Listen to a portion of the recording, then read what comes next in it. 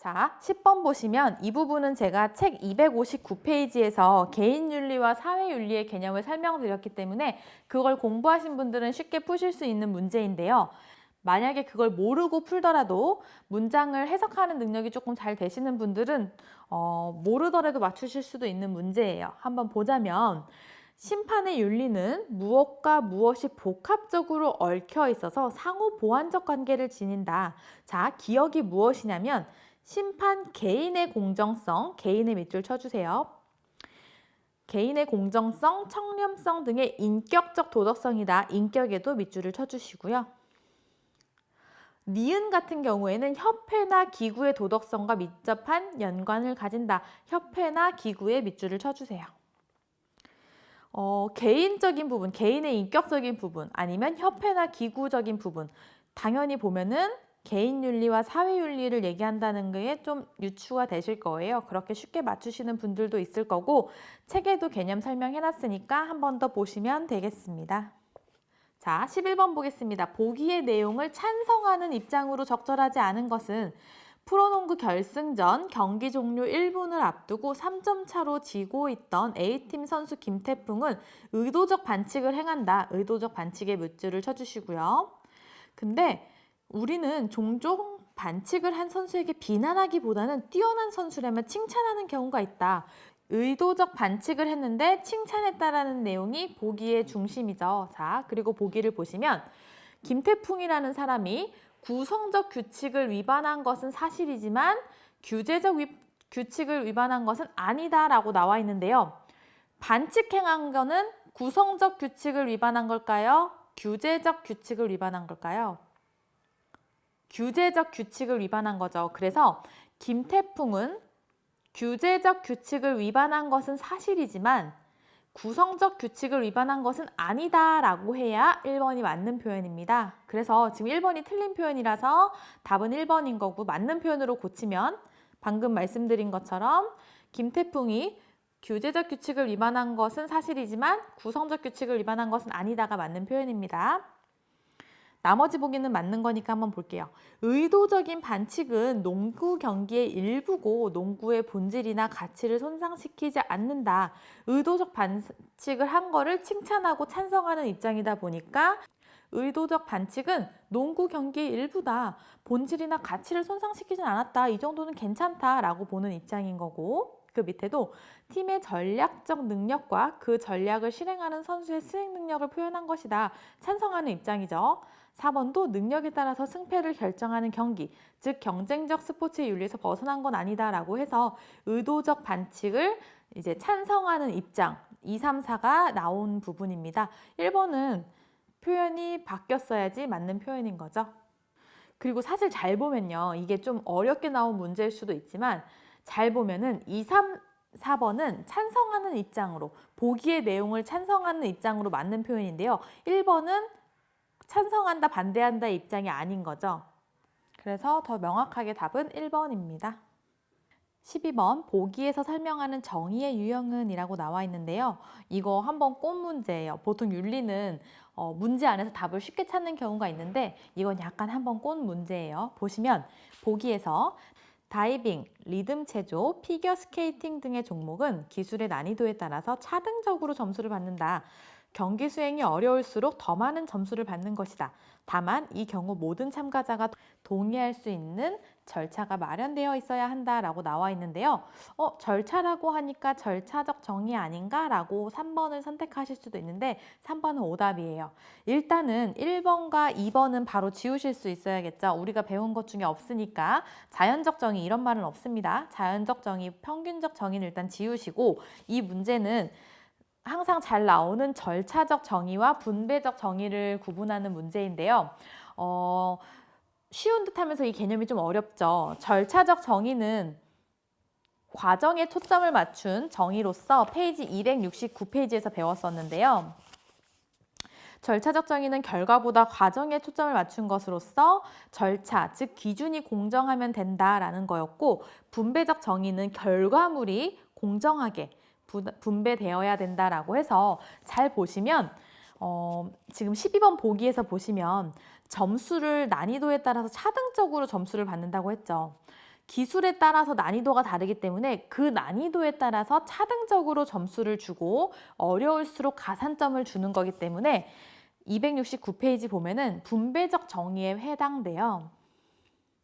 그래서 분배적 정의 보시면 결과물이 공정해야 된다 그래서 어떤 걸 분배할 때 공평하고 일관되게 분배한다고 하면 예시 보시면 1인 1표 선거권 아니면은 실질적 정의라 그래서 형편과 입장을 고려해서 상속세나 양도세를 매기는 부분 그리고 결과적 정의라 그래서 최종적으로 나타난 결과에 주목해서 능력이나 성과 등의 기준에 의해서 분배하는 이렇게 결과물을 공정하게 분배하는 게 분배적 정의다 보니까 사실 보기에 대한 내용도 절차적 정의가 아니라 분배적 정의에 대한 내용입니다.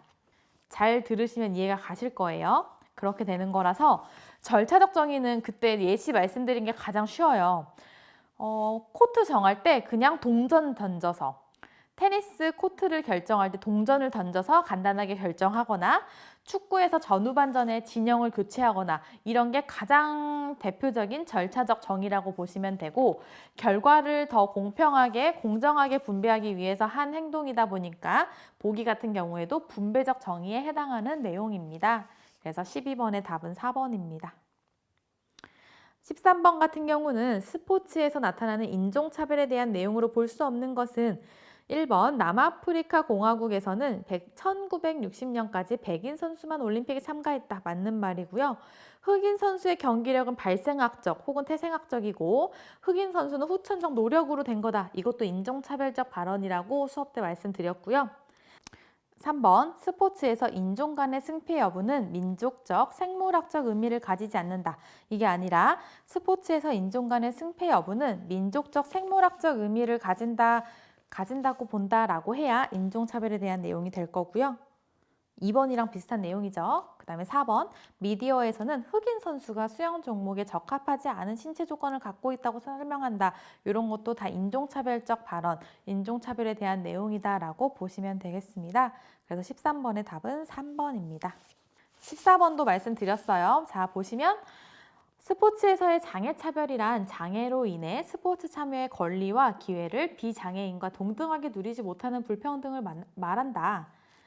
장애를 이유로 스포츠 참여를 원하는 장애인에 대해서 뭐뭐 하는 것은 기본권의 침해에 해당한다. 나 이거 공부 안 한 내용인데 싶으시면 보기를 보고 좀 유추를 하셔야겠죠. 무엇을 하는 거는 기본권을 침해하는 거래요. 장애인의 기본권을 침해하는 건데 권리를 존중해주거나 의무를 존중해주거나 추구하는 거, 자유 이런 게 기본권 침해에 해당할까요? 아니겠죠. 2번은 당연히 제외돼야 되는 거고 스포츠에서의 장애차별이라는데 갑자기 노동이 나오고 하면은 이것도 좀 아니죠. 4번 감금도 그렇죠. 그래서 2번에서 보면 권리, 자유, 의무, 추구 이거 당연히 아닌 것도 아셔야 되는 거고 노동이나 감금도 착취도 전혀 해당이 없는 내용이기 때문에 답은 1번이다. 이렇게 유추하실 수도 있으셔야 돼요. 우리가 항상 기출문제 시험 보러 가시면은 모르는 내용에서도 문제가 나오기 때문에 이렇게 문제 푸실 수 있는 거 보기 가지고도 답을 좀 유추하실 수 있으셔야 됩니다. 15번 스포츠와 관련하여 종차별주의로 희생되고 있는 동물윤리의 문제로 볼 수 없는 것은 이거 1번이랑 약간 비슷한 문제죠. 종차별주의로 희생되고 있는 동물의 윤리 문제가 278페이지에서 했었어요. 경쟁, 유희, 연구의 도구로 전락된 동물의 권리라고 해서 이 제목이 그대로 나온 거죠. 경쟁, 유희, 연구라는 부분이라서 이동은 종차별주의는 아니죠.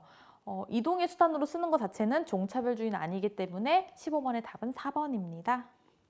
16번 같은 경우 보시면 보기에서 영준과 효지의 윤리적 입장에 대한 설명으로 옳지 않은 것은 이렇게 되어 있기 때문에 영준의 입장이 어떻게 되는지 효지의 입장이 어떻게 되는지를 먼저 보셔야 돼요.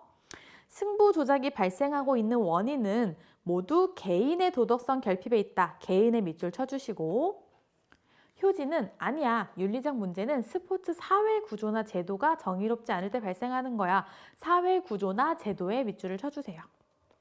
개인적으로 보는 거냐, 사회적으로 보는 거냐라는 입장이겠죠. 그래서 영주는 개인의 도덕적 의지와 책임을 강조한다. 말 그대로 똑같은 말이죠. 그래서 맞는 표현이죠. 개인적인 부분을 강조하는 거고 효지는 문제의 원인이 잘못된 사회 제도에 있다. 맞는 표현이고요. 영주는 개인의 행동이 사회 구조에 의해 결정된다. 아니죠. 개인적인 문제다라고 본 거라서 영주는 개인의 행동이 개인에 의해서 결정된다라고 보는 부분이고요. 3번 영주는 개인의 행동이 개인의 도덕적 의지에 의해서 결정된다라고 보는 입장인 거고요. 4번 효지는 사회윤리적 관점, 영주는 개인윤리적 관점이다. 맞는 표현이죠. 그래서 16번의 답은 3번이죠. 이런 거는 혹시나 공부 안 했더라도 문제 안에서 쉽게 유추할 수 있는 문제라서 16번은 좀 쉽다라고 보시면 되고요. 17번 보시면 도핑을 금지해야 하는 이유 중 보기의 사례와 가장 관련이 깊은 것은 보기를 보시면 러시아는 국가가 주도적으로 자국의 선수들에게 원치 않는 금지 약물을 사용하게 하고 도핑 검사 결과를 조작하였다. 밑줄 치신다고 하면은 금지 약물 사용, 그 옆에 도핑 검사 결과 조작이겠죠. 그래서 보기와 관련된 도핑을 금지하는 이유라고 하면은 역할 모형이라고 하는 거는 따라하는 거죠. 청소년이나 다른 사람들이 따라하는 부분이라서 아니고 건강상의 부작용이라는 게 뭐 생명 보호 차원에서의 내용은 지금 보기에 없죠. 4번 보시면 건강상의 부작용은 생명 보호에 대한 부분인데 보기에서 그런 내용은 없죠. 이제 그래서 도핑을 금지해야 하는 이유, 공정성에 위배되는 부분, 그리고 국가에서 이렇게 사용하게 했던 부분이기 때문에 강요에 대한 부분도 해당돼서 이거는 복수 정답이 인정돼서 17번의 답은 1번, 3번입니다. 자, 18번 보시면 이런 문제가 진짜 제일 황당한 문제죠. 어떻게 그 이론을 다 알 수가 없는데 이렇게 나왔던 문제인데요. 이거는 제가 본문에서 설명드린 다른 이론 2가지 더 추가해서 제가 말씀드렸어요. 그냥 그 정도만 알고 계셔라 라고 말씀을 드렸어요. 그래서 18번 같은 경우는 이렇게 사유의 부재, 생각의 부재로 인해서 폭력적이고 억압적인 행위가 지속될 수밖에 없다. 이 보기의 내용은 한나 아렌트의 악의 평범성이다 라고 제가 말씀을 드렸어요. 그렇게 그냥 매칭만 해놓고 지나가시면 되겠습니다. 19번도 쉬운 문제예요. 스포츠 인권에 대한 설명으로 옳지 않은 것은 스포츠에서 가져야 할 인간의 존엄성을 말한다. 맞는 표현이고요. 스포츠에서 가져야 할 인간의 자유에 대한 권리 맞는 표현이고요. 스포츠의 종목이나 대상에 따라 상대적으로 보장된다. 인권은 상대적인 게 아니죠. 스포츠 종목이나 대상에 관계없이 절대적으로 보장되는 권리가 맞는 거겠죠. 그래서 19번의 답은 3번이고요. 인종이나 성별에 관계없이 누구나 스포츠를 동등하게 누릴 수 있는 권리다. 맞는 표현이죠. 그래서 지금 3, 4번이 아예 상반된 표현으로 나왔기 때문에 둘 중에 하나가 답이겠죠. 그렇게도 유추하실 수 있습니다. 19번의 답은 3번이고요. 20번 또 개인과 사회를 구분하는 문제가 나왔어요. 그래서 보기는 개인 윤리와 사회 윤리에 대한 내용이다. 괄호 안에 공통으로 들어갈 용어는 나오는데요. 공정한 스포츠는 스포츠인의 도덕적 자율성과 무엇에 조화해서 찾을 수 있다. 개인의 도덕적 자율성이라고 하는 건 개인 윤리일 거고요. 그러면은 가로에 들어갈 거는 사회 윤리적인 부분일 거예요. 그렇게 유추할 수 있고. 하지만 이거 하나에만 집중된다면 조직의 감시와 통제, 억압, 착취를 받을 가능성이 높다. 사회윤리적인 부분을 얘기하는 거예요. 그래서 보면은 개인적이라고 들어가 있는 2번, 3번은 지울 수 있을 거고요. 사회윤리다 보니까 제도적인 강제성이겠죠. 그래서 20번의 답은 4번입니다. 지금 윤리 기출문제 풀어보셨을 때 혹은 기출 해설을 들으실 때 조금 지치셨을 수도 있어요. 좀 어렵죠. 제가 어려워서 어렵다고 말씀을 드렸는데요. 이번엔 윤리가 좀 어려웠어요. 근데 잘 보시면요. 여러분이 공부하실 땐 조금 긍정적으로 생각하셨으면 좋겠어요. 최대한 시험 때까지 최선을 다하는 거지 여러분이 이 문제를 다시 풀어보시면 어려운 문제에만 꽂혀 있으셔서 그렇지 사실 쉬운 문제도 많거든요. 그래서 공부하다가 나 이거 너무 어려운데 내년에 시험 볼까?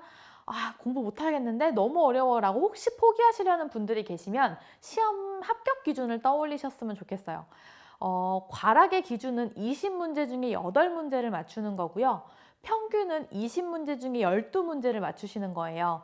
여기서 분명히 어려운 문제도 있었지만 공부를 혹시 안 했어도 주는 문제도 분명히 있었거든요.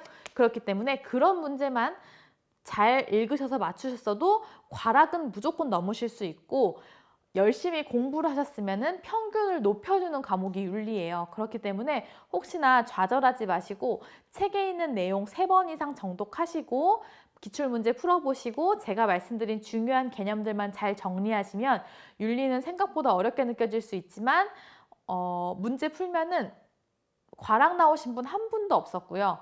평균 다 높여주는 과목이었어요. 그러니까 혹시나 어렵다고 빼실 필요 없이 선택하신 과목에서 조금 더 열심히 하시면은 다 점수 잘 나오실 수 있어요. 그래서 이제 사회학이랑 윤리는 꼭 선택하신다고 보고 공부를 하시면 될 것 같습니다. 고생하셨습니다.